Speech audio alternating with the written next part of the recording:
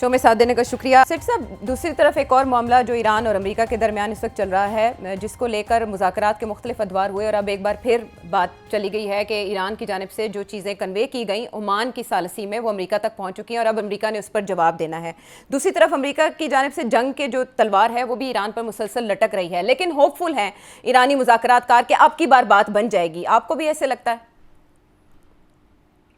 دیکھیے، ایران والوں پہلے دن سے کہہ رہے ہیں کہ بات بن جائے گی، تھوڑا ٹائم اور چاہیے، نیگوسیشنز ہو رہی ہیں. امریکہ کی طرف سے بھی انہوں نے جلد بازی نہیں دکھائی، وہ دھمکیاں دیتے جا رہے ہیں اور مگر یہ ساتھ ساتھ بات بھی کرتے جا رہے ہیں. اور لگتا ایسے ہی ہے کہ وہ بھی چاہتے ہیں کہ کوئی مذاکرات کے ذریعے ہی کوئی معاملہ حل ہو جائے. مگر امریکہ کے اوپر بڑا سخت پریشر ہے اسرائیل کا کہ نہیں گیٹ آن ود اٹ، چلیں. اچھا، اس طرف سے پھر امریکہ نے اسرائیل کو یہ کہا ہے اچھا چلے ٹھیک ہے، نہیں بات بنتی تو آپ شروع کریں، ہم آپ کے پیچھے آئیں گے. جب آپ اٹیک کریں گے ایران کو تو پھر ہم آپ کی مدد، جب آپ کے اوپر کاؤنٹر اٹیک آئے گی تو ہم آپ کو پروٹیکٹ کرنے آئیں گے. اسرائیل کہتا ہے نہیں آپ شروع کریں اور ہم پیچھے آپ کے آئیں گے. اسرائیل کو ڈر یہ ہے کہ اگر انہوں نے شروع کیا تو پہلا جو اٹیک ہے ایران کی وہ اسرائیل کے اوپر آئے گی، امریکہ کے بیسس کے اوپر نہیں آئے گی، اور اس کے ساتھ اسرائیل کا بہت بڑا نقصان ہو سکتا ہے. تو اس وقت ایک طرف تو یہ ہے پہلے آپ چل رہا ہے، دوسری طرف ایران جو ہے وہ قطرہ چھوٹے چھوٹے کنسیشنز جو ہیں وہ دے رہا ہے آن دا نیوکلیئر ایشو. اس کے اوپر تھوڑی سی ڈیولپمنٹس ہو رہی ہیں. امریکہ جو ہے اس کے 3 ڈیمانڈز ہیں، 3 میں سے ایران کہتا ہے 2 کے اوپر ہم بات نہیں کریں گے، ایک کے اوپر بات کریں گے، اور ایک کے اوپر ابھی تک بات چل رہی ہے، وہ ہے نیوکلیئر. اس کے اوپر آہستہ آہستہ کوئی تھوڑی بہت کنسیشنز دی جا رہی ہیں امریکہ کو. تو اب دیکھنا یہ ہے کہ کیا امریکہ جو ہے کب تک اس ڈائلاگ کو چلائے گا، کیونکہ ایران کو تو وقت چاہیے. امریکہ نے اپنی ساری فورسز لے آیا ہے، جتنی لانی تھی اس نے وہ تو لے آیا ہے، وہ تیار ہے بالکل اٹیک کرنے کے لیے. اسرائیل بالکل تیار ہے. امریکنز نے ایویکویشن کر دی ہے، اپنے بیسس سے اپنے لوگوں کو نکال دیا ہے، صرف ملٹری کے جو کور ایلیمنٹس ہیں ان کو رکھا ہے، اور سب کچھ تیار ہے. بٹن دبائیں گے تو اٹیک شروع ہو سکتی ہے. مگر ایران کو ٹائم چاہیے، اور ایران جو ہے اس وقت اپنی سٹاک پائلنگ کر رہا ہے، چائنا سے چیزیں لے رہا ہے، رشیا سے چیزیں لے رہا ہے، ٹرکی سے چیزیں لے رہا ہے، سو آن. تو آئی تھنک ایران کو تھوڑا سا ٹائم چاہیے ڈیفینس کرنے کے لیے، بیکاز ان کے پاس تو اتنا ڈیفینس نہیں ہے، کوئی خاص ایئر فورس وغیرہ تو ہے نہیں، اور نیوی شیوی تو ہے نہیں. ان کے پاس تو 2 ہی چیزیں ہیں کہ وہ اسٹریٹ آف ہارموز کو بلاک کر سکتے ہیں، مگر اس کے ساتھ امریکہ کو تو اتنا فرق نہیں پڑے گا، دنیا کو، باقی ریسٹ آف دا ورلڈ کو بڑا فرق پڑ جائے گا، کیونکہ تیل کی سپلائیز رک جائیں گی تو ظاہر ہے تیل کی قیمت بڑھ جائے گی، مگر اور لوگوں کو نقصان ہو جائے گا. تو وہ ایک تھریٹ ہے، بٹ دیٹ ڈزنٹ بادر امریکہ، اٹ ڈزنٹ بادر اسرائیل.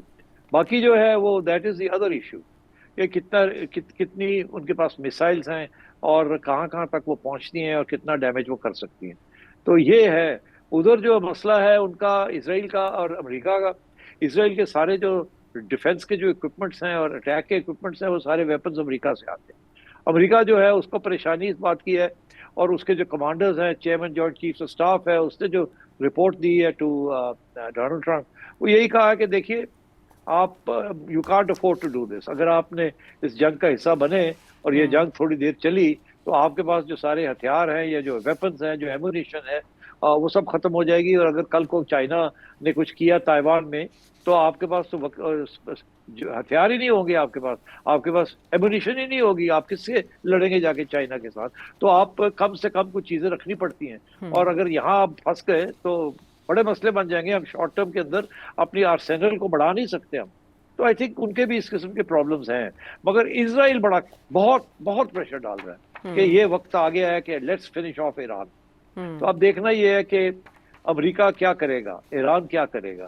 ابھی تک تو بات چیت چل رہی ہے، اور مجھے جس بات کا ڈر ہے وہ یہی ہے کہ کوئی اسرائیل کی طرف سے کوئی فالس فلیگ آپریشن نہ کریں اور حماس یا حزب اللہ کا نام لگا کے، کیونکہ ابھی حال ہی میں نے دیکھا انہوں نے لیبنان کے اوپر اسرائیل نے بمباری بھی کی ہے ابھی حال ہی میں.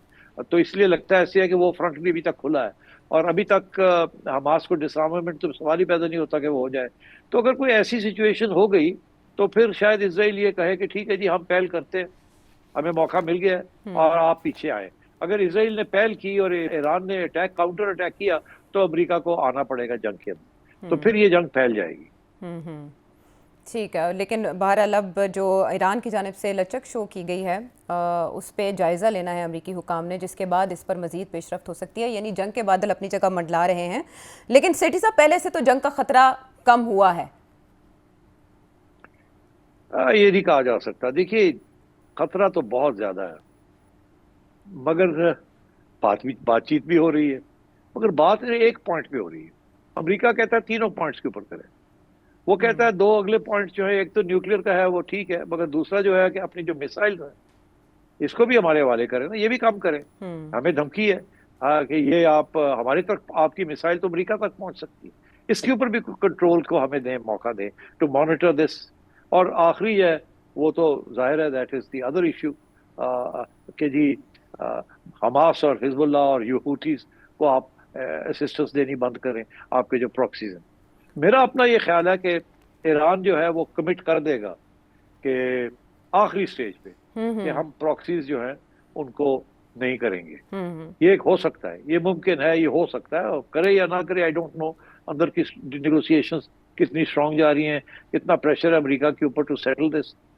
مگر آن دا نیوکلیر ایشو وہ 3% تک آ جائیں گے وہاں، اور جو پچھلی دفعہ جو ان کی ڈیل تھی اس سے تھوڑا اور زیادہ کنسیشن دے دیں گے.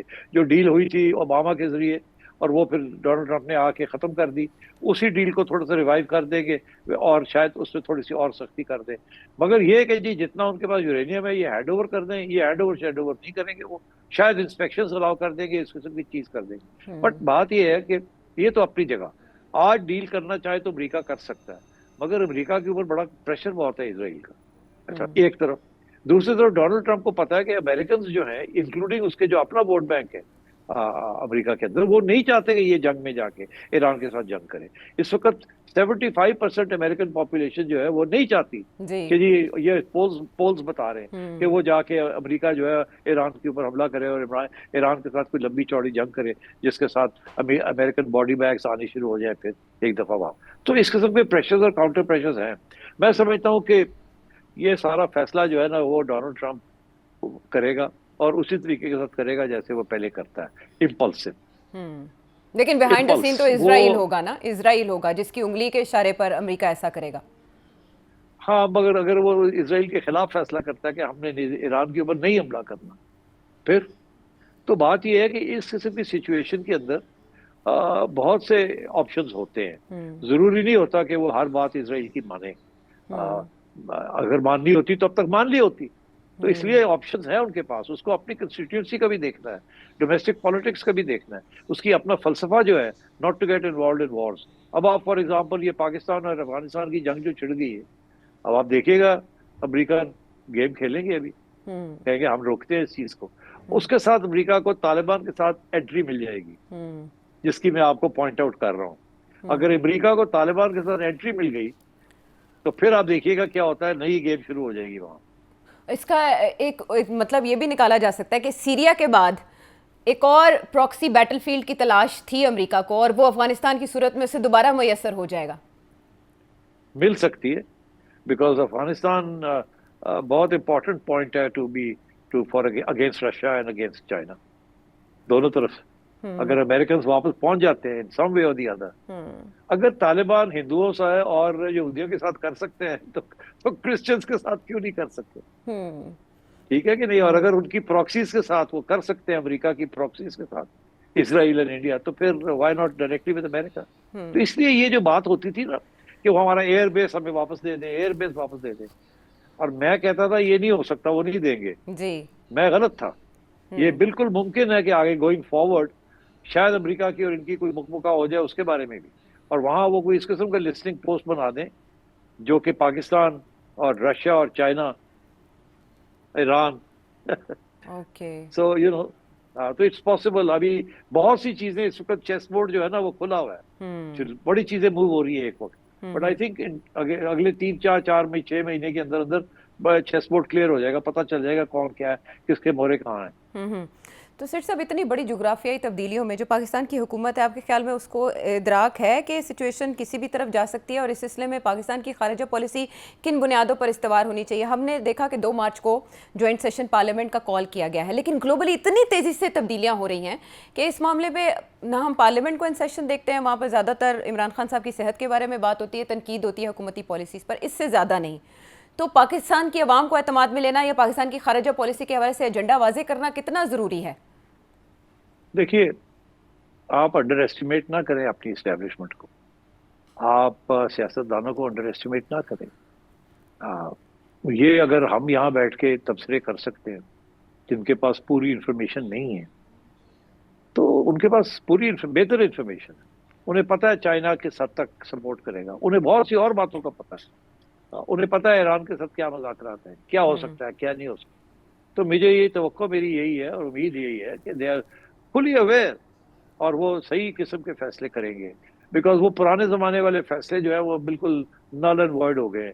اسی کی وجہ سے آج ہم یہاں پہنچے ہیں، اور اس بات کا احساس ہے، میرا خیال ہے آپ کی جو نئی رجیم ہے، ہائیبریڈ رجیم، اس کو اس بات کا احساس ہے کہ وہ طالبان والی ساری پالیسی جو تھی، ڈبل گیم جو تھی، وہ ہمارے گلے پڑی ہوئی ہے، اور اب کوئی صاف ستھرے فیصلے کرنے پڑیں گے، اور میرا خیال ہے I hope good policies will prevail.